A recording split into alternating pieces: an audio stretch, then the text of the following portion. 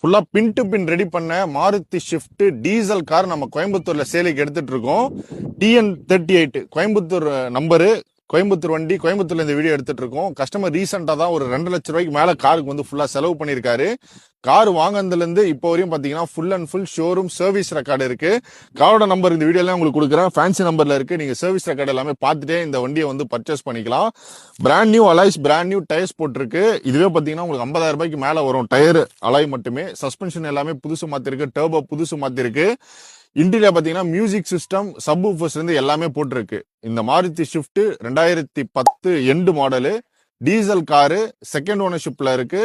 இந்த காருக்கு கேட்கிற விலை பாத்தீங்கன்னா 4 லட்சம் ரூபாய் கேட்கறாங்க. கோயம்புத்தூர் வந்து இந்த வெஹிக்கிள் நீங்க பாக்குற மாதிரி இருக்கும். Central lock with remote lock கூட வந்துரும்.